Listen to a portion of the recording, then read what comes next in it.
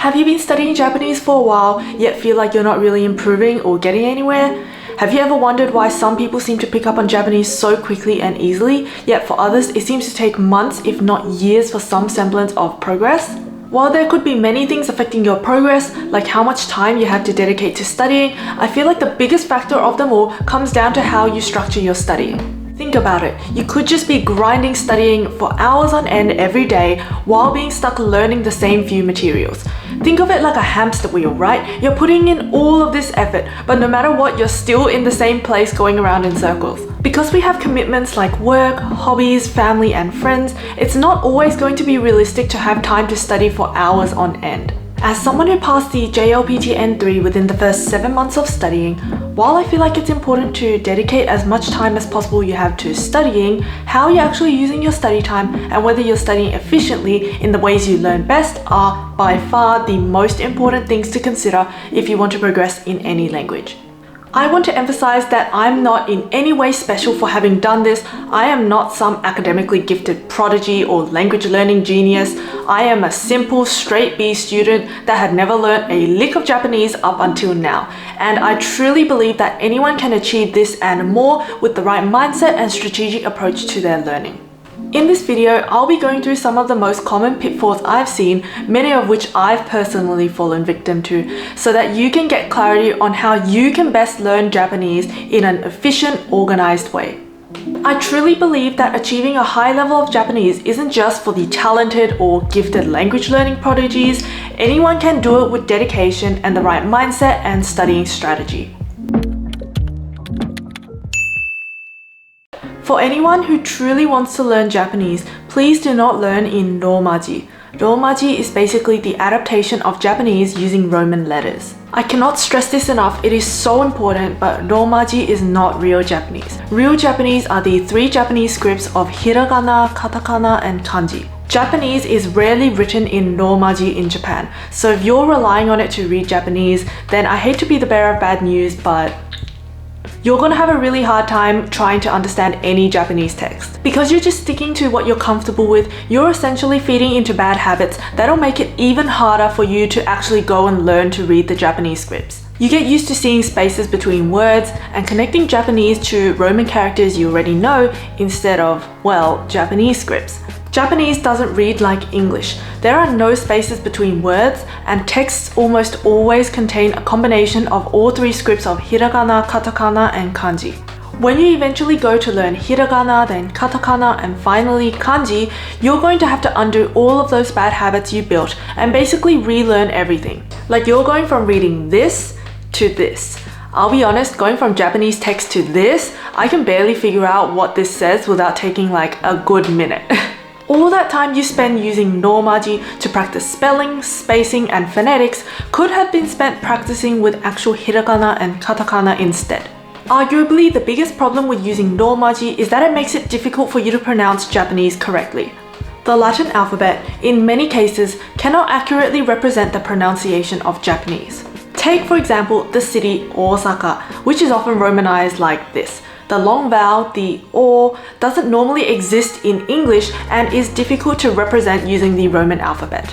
If you were to write it in hiragana, it would look like this, which essentially represents the long O sound, because what you're doing is you have the singular O and then you're basically repeating it because there's 2 of them. The closest way you could spell this in Romaji is like this, which basically nobody uses. So you'll often see it romanized like this instead, but it still doesn't accurately represent the long O sound. And on top of that, would you be pronouncing the double O according to English pronunciation rules?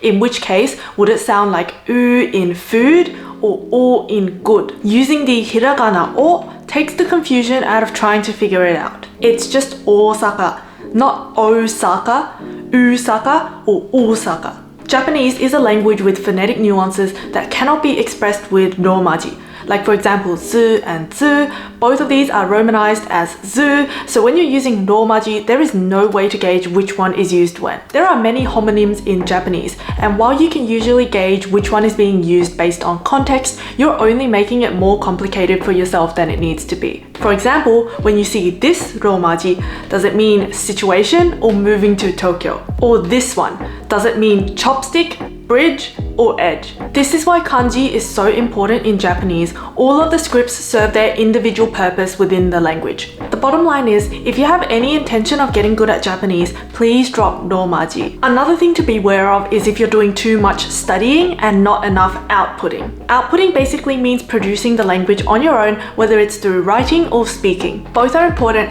but what I feel like tends to happen is that we sometimes neglect speaking because we feel like talking to someone else can be quite daunting. Like, what if I make a mistake, or what I said doesn't make sense? And it's like the thing with reading romaji, right? The more you're keeping yourself somewhere where you're feeling comfortable, you're not challenging yourself, you're not giving yourself a chance to improve. Focusing too much on studying without building real skill or practical experience of using the language is what leads to having a high comprehension skill while barely being able to speak the language. It's why you have learners who have passed JLPT N1 or 2 and can barely speak a lick of Japanese.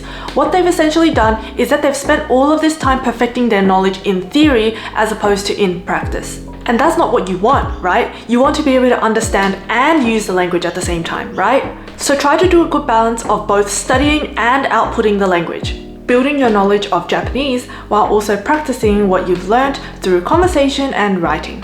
Because learning Japanese isn't just about cramming in as much grammar and vocabulary into your brain as possible, it's also about how quickly you can discern situations and make a judgment and decide how you're going to respond to them using the Japanese language. No amount of studying out of a textbook or watching anime can give you that instinct. It's a muscle that can only be trained with practice. Studying Japanese, like many other things in life, is best undertaken with a clear goal in mind and an actionable plan for you to achieve that goal. Too often I see learners studying without a solid structure or objective to work towards, which can often lead you to scramble to find the next thing to study or jumping between material that's tailored for different levels. In this way, it's harder to keep tabs on what you've already studied, or you might even wind up studying material that is way beyond your current level. I know I sound like a broken record saying this a million times, but I truly believe that a textbook is the best self-study resource for you to learn Japanese. A textbook is structured so that as you're studying from it, it's building your knowledge and getting progressively more challenging as you make it through the chapters. So from the beginning and by the time you reach the end of the textbook, it's guiding you towards the next level of Japanese. So say you just finished studying from a comprehensive beginner textbook, then you're ready to move on to a pre-intermediate textbook and start studying the next level of content from there. And then by the time you finish the pre-intermediate textbook, you'll be pretty well equipped to move on to an intermediate textbook. You want to keep building on top of what you know because you're going to continue to improve as you go. I feel like once you've spent a fair amount of time on a certain chapter and you let yourself continue to move on, even if you feel like you need a little bit more time, you'll find that those things you were confused about will gradually begin to click in your head as you continue learning. Because you're noticing that vocabulary, grammar, or whatever in more places, you're practicing processing it in your mind and letting it just click whenever it does. Get rid of everything in your mind that you know about speaking English and approach Japanese with a clean slate. If you want to get good at speaking Japanese, I think the key is to not project what you know of speaking English onto Japanese because there are so many cultural differences and nuances that are embedded into each language. There are many ways in which things are expressed in Japanese that cannot be directly translated into English. It's definitely easier said than done though, and it will probably take conscious effort for a while before it becomes something effortless. It's something I still find myself having to concentrate on doing sometimes, like really thinking properly before I can start speaking in like stream of consciousness. Japanese speech styles are just so different from English, especially if you're not used to using honorifics or different politeness levels. When in doubt, desu masu is your best friend and you can never go wrong with it. I remember when I first learned casual speech, I was doing it to everyone. My thought was desu masu is so basic and beginnery and I kind of wanted to like prove my knowledge, I guess. And yeah, don't do what I did.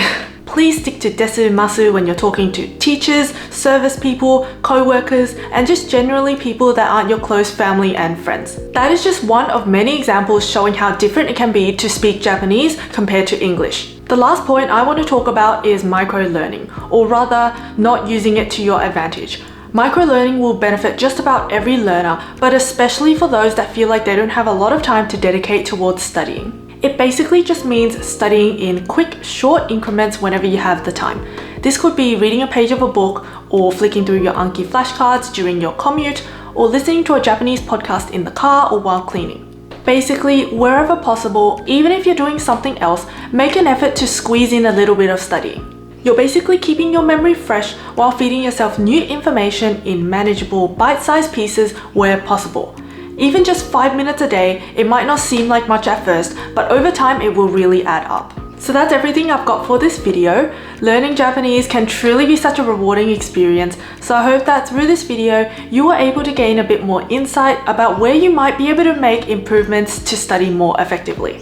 If learning Japanese is something you truly want to commit to, then please check out my channel as I regularly post tips about how to study efficiently so that you can learn in a way that feels fun and effective for you. If you enjoy this type of content, be sure to leave a like, comment your thoughts down below, and subscribe to my channel for more content like this. Thank you so much for watching, and I will see you in the next one. Bye!